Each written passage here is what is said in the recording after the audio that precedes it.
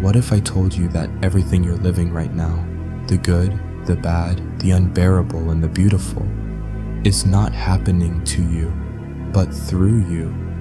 That your reality isn't shaped by circumstance or luck or even effort, but by something far more powerful, far more intimate, your imagination. Sounds wild? That's because it is. But it's also the most radical truth you'll ever hear. And Neville Goddard knew it. He didn't just believe it, he lived it, breathed it, taught it until his final breath. This isn't just philosophy. It's not wishful thinking. It's a law, a principle, as real and constant as gravity. Imagination creates reality. And the moment you understand that, not just in theory, but deep in your bones, everything changes. So let's break it open. Neville once said, "Imagination fulfills itself in what your life becomes." He wasn't being poetic, he meant it. Every experience you're living is a mirror of what you've accepted, believed, and imagined to be true. It doesn't matter where you started, rich, poor, loved, abandoned, born into royalty or chaos. That was the beginning, not the blueprint. Your imagination writes the blueprint. If you don't know this, you repeat the world around you, like a photocopier stuck on loop. You absorb what your senses tell you and feed it back into your imagination. That's how people stay stuck. The same thoughts, the same reactions, the same tired life. But once you learn the principle, you can stop reacting. You can start creating. You can ignore the so-called facts of life. You can look past the bank account, the diagnosis, the rejection, the failure, and feed your imagination on what you desire instead. That desire, that dream, it's not foolish, it's fuel. Imagination is not observed like a chair or a cloud. It is the force behind those things, the true cause.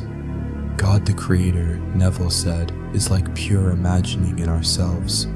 God is not a distant being in the sky. God is the creative force streaming through you. And when you imagine something with emotion, when you feel it, embody it, accept it, you are moving God. You are creating reality, not metaphorically, literally. Catch yourself in a moment of imagination, Neville taught. When you're angry, frustrated, or equally when you feel proud, loved, celebrated, whatever you're imagining in those emotional moments, that's what you're planting, that's what's coming, unless you stop, unless you revise. Because most of us live unconsciously. We imagine the worst and call it realism. We fear, we doubt, and then we manifest those fears into flesh. But you can break the cycle. You can revise what you imagine, choose again, feel again, create again. Even if your entire environment contradicts your vision, your imagination is more powerful. As Neville said, you can imagine the present as you desire it to be. And when you do, you create a new path, a new life. But you must assume full responsibility. No more blaming people, parents, bosses, lovers, systems. When you accept that your imagination is the source, you become free. And with that freedom comes power, but also accountability. Whether you know it or not, you are imagining all day, every day. You're creating your future in every moment of emotional acceptance. If you listen to Neville's words, you'll hear it again and again. Your world is your mirrored self pushed out. So stop asking for permission. Stop waiting for proof. Assume the thing you want, feel it, live it inwardly, then walk through the world as if it is already yours. You're not fooling yourself. You're forming reality. You think Jesus is coming back in clouds and trumpets? Neville laughed at that. The second coming is not an event. It's an awakening inside you, the realization that you are the operant power. That's what changes the world, not miracles, not waiting, not praying to a God out there, but the daily, conscious, radical act of imagining boldly, believing fully, and living as though it is already so. Need proof? Neville shared countless letters, stories of ordinary people who used their imagination and transformed their lives. A woman who imagined her chair reupholstered, and a random gift covered the exact cost. A man who imagined financial ease, and checks arrived out of nowhere. A friend who imagined a new instrument, and circumstances shifted to make it hers. These aren't coincidences, they're confirmations.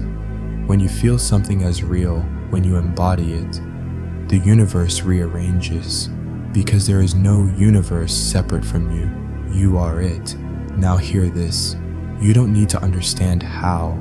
Your job is not to force the path. Your job is to create the state within. The bridge of incidents will unfold. It might seem natural or miraculous. It doesn't matter. What matters is your inner world. This is what Neville meant by assuming the feeling of the wish fulfilled. Not just visualizing, but feeling it as done, living in the end. And if doubt creeps in, that's natural. Neville himself admitted to imagining unlovely things and reaping them, but he didn't run from that truth. He used it. He watched his thoughts, revised them, chose again. That's mastery. Don't envy others. Don't chase. You are not meant to scrape by. You are not meant to survive in fear. You are the image of the Creator, which means you are creating constantly, powerfully. So what do you want? More money, a new life, health, love? Then start living inside that state. Now, not tomorrow, not when circumstances align. Now this is not a game. This is the secret behind every fulfilled desire, every miraculous change.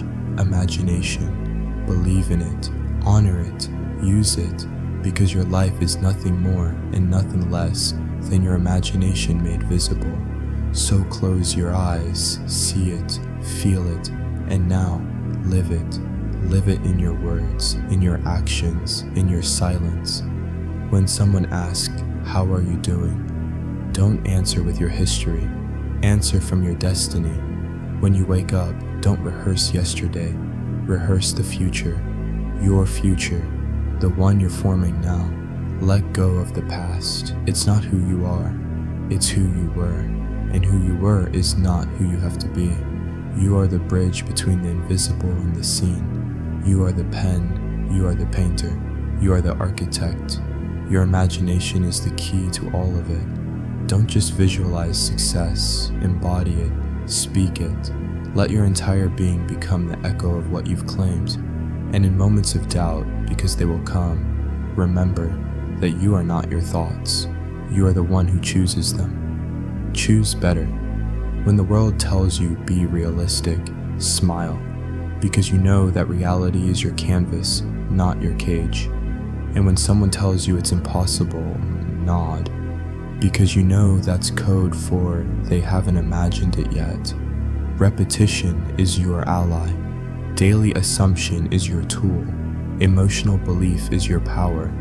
There is no force in this world greater than a human being who understands and uses their imagination deliberately. So go ahead, walk with your head high, speak with conviction, think with vision, feel with intention. You are not here to follow scripts, you are here to write them. Start today and don't stop, because once you claim your imagination, once you live as the operant power, life will never be the same, and that's when the magic really begins.